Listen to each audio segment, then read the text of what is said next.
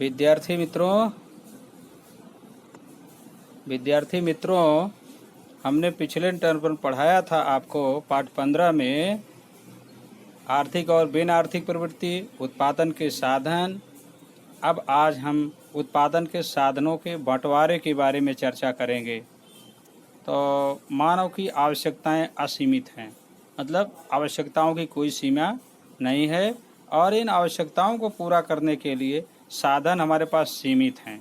मतलब जो भी हमारे पास आवश्यकताएं हैं, उन आवश्यकताओं को पूरा करने के लिए हमारे पास रुपया, पैसा, जगह, ज़मीन इत्यादि साधनों की कमी होती है।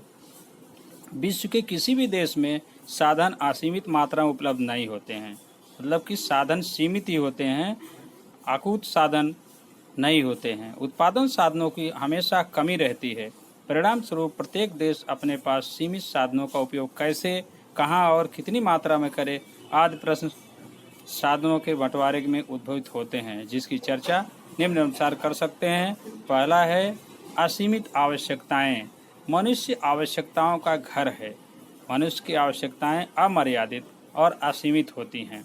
एक आवश्यकता पूरी हुई, दूसरे सामने आकर खड़ी हो जाती है। तो एक आवश्यकता से अनेक अन्य आवश्यकताओं का उद्भव होता है। जैसे अब पढ़ाई करने के लिए उसमें कापी चाहिए, पेन चाहिए और तमाम साधन चाहिए। उसके लिए अनेक आवश्यकताएं बारंबार संतुष्ट करनी पड़ती हैं। जैसे भूख लगती है तो उसमें दिन में 2 बार 3 बार खाना पड़ता है उस आवश्यकता को संतुष्ट करने के लिए। और जैसे अपने कपड़ा है 2 महीने 3 महीने बाद फटता है, फिर से खरीदना पड़ता है। तो ये सब आवश्यकताएं बार बार उत्पन्न होती हैं। तो कुछ आवश्यकताएं विज्ञान और टेक्नोलॉजी के कारण भी उद्भवित होती हैं। इस प्रकार अनेक कारणों से आवश्यकताएं असीमित होती हैं। इसलिए इन आवश्यकताओं को पूरी करने के लिए आवश्यकताओं की पसंदगी करनी पड़ती है। पसंदगी का मतलब ये है, जो हमारी आवश्यकता बहुत ज़रूरी होती है उसको हम पहले पूरा करते हैं, और जो निरर्थक आवश्यकताएं होती हैं जिनके बिना काम चल सकता है उनको बाद में पूरा करते हैं। तो दूसरा पॉइंट है आवश्यकताओं में अग्रिमता क्रम। जब तमाम सारी आवश्यकताएं होती है, असीमित आवश्यकताओं के सामने सीमित उत्पादन के साधन होने से कौन सी आवश्यकताएं अधिक महत्वपूर्ण, यह व्यक्ति को निश्चित करके और आवश्यकताओं को अग्रिमता क्रम के अनुसार संतुष्ट करना पड़ता है। जिस आवश्यकता को पूरा करना बहुत ज़रूरी होता है उसको पहले पूरा करना होता है, और जो आवश्यकता कम ज़रूरी होती है उसको छेले क्रम पर रखते हैं। जैसे जो बहुत ज़रूरी उसके पहले नंबर पर, फिर दूसरा नंबर, तीसरा नंबर, जो उससे कम ज़रूरी चौथा नंबर, जो एकदम ज़रूरी नहीं होता उसको छेले क्रम पर रखते हैं। जिस आवश्यकता को पूरा किए बिना चल सकता है वो आवश्यकता को छेले क्रम पर चलते हैं। जब साधन हमारे पास बचता है तो उस आवश्यकता को पूरा करते हैं। तो अपने जैसे भोजन अपने प्राथमिक आवश्यकता है, वो रोटी, कपड़ा और मकान, ये प्राथमिक आवश्यकता है। जैसे एक सामान्य मकान से काम चल सकता है, लेकिन उस मकान में एक टीवी होना चाहिए, सोफ़ा सेट होना चाहिए, बेड होना चाहिए, एसी होना चाहिए, ये सारी तमाम आवश्यकताएं होती हैं। लेकिन हमारे पास जब आवश्यकताओं को पूरा करने के साधन हो गए तब सारी आवश्यकताएं पूरा कर दें। लेकिन रहने के लिए प्राथमिक आवश्यकता मकान हमारे लिए, तो मकान जरूरी होता है, इसलिए मकान की आवश्यकता पहले पूरा करते हैं। उसमें साधन जो बसाते हैं उसकी आवश्यकता को बाद में पूरा करते हैं। बराबर। दूसरा है मर्यादित साधन। हमारे पास आवश्यकताओं को पूरा करने के साधन सीमित होते हैं। उत्पादन के साधनों में मुख्यतः प्राकृतिक संपत्ति और मानव संपत्ति होती है। प्राकृतिक संपत्ति जो होते हैं जैसे खनिजें हैं, पेड़ पौधे हैं, पशु पक्षी हैं, ये प्राकृतिक संपत्ति है।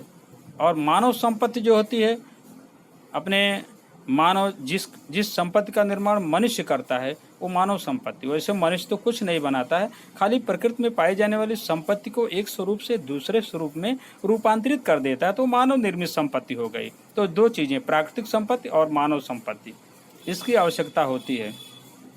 ये सभी साधन मर्यादित होते हैं, सीमित मात्रा में होते हैं, इसलिए इनका मितव्ययता से उपयोग करना चाहिए। कर कसर पूर्वक, कम से कम, एकदम जो है सीमित मात्रा में उपयोग करना चाहिए। और पसंद की गई आवश्यकताओं को लक्ष्य में रखकर साधनों का बंटवारा करना पड़ता है। जो आवश्यकता हम पसंद करते हैं पहले उस आवश्यकता को पूरा जो ज़्यादा जरूरी आवश्यकता होती है उसको पहले पूरा करते हैं। आवश्यकताओं की पसंदगी करनी पड़ती है। फिर साधनों का वैकल्पिक उपयोग, तो इसमें आवश्यकताएं संतुष्ट करने के लिए साधन सीमित हैं। इतना ही नहीं, परंतु वे वैकल्पिक उपयोग वाली होती हैं। मतलब उन एक जैसे एक कोई साधन है, उसका कई आवश्यकताओं में उपयोग कर सकते हैं। जैसे आपके पास ज़मीन का एक टुकड़ा है, उस ज़मीन के टुकड़े में आप घर बना सकते हो, मंदिर बना सकते हो, स्कूल बना सकते हो, खेती काम कर सकते हो। तो इनमें से कौन सी आवश्यकता आपकी सबसे पहले ज़रूरी है? तो वो क्या है कि मकान है। अगर आपके पास मकान नहीं है तो उस ज़मीन के टुकड़े में मकान बना सकते हो। उत्पादन का कोई भी साधन एक से अधिक उपयोग में आता हो तो वह साधन अनेक उपयोग रखता है। जब साधन हमारे पास है, कोई भी साधन है, उसको अनेकों उपयोग, हमने उदाहरण दिया ज़मीन का, जैसे ज़मीन का कई तरह से उपयोग कर सकते हैं। मंदिर है, स्कूल बना सकते हैं और रहने के लिए घर बना सकते हैं। लेकिन एक बार में एक ही उपयोग में ले सकते हैं साधन को। जैसे अगर घर बनाते हो तो बाकी आवश्यकताएं छोड़ देनी पड़े। अगर खेती काम करते हो तो खेती में उपयोग करो, बाकी मंदिर बनाना, स्कूल बनाना, घर बनाना छोड़ देना पड़ेगा। इस प्रकार यह उपयोग वैकल्पिक है, ऐसा कह सकते हैं। अब इसी ज़मीन का ले लो, ज़मीन में आप कई फसलें उगाते हो, जैसे गेहूं की फसल है, बाजरे की, मकाई की, मूंगफली की, या अन्य फसलें भी ले सकते हैं। लेकिन एक बार में केवल एक ही फसल उगा सकते हो, इस बात का ध्यान रखना होता है। ज़मीन के अन्य उपयोग का त्याग करना पड़ जाएगा। इस प्रकार उपर्युक्त परिस्थिति में अधिक आवश्यकता संतुष्ट हो, इस तरह वस्तुओं और सेवाओं के उत्पादन में साधनों का बंटवारा करना पड़ता है। तो विद्यार्थी मित्रों, यह आप जो है इस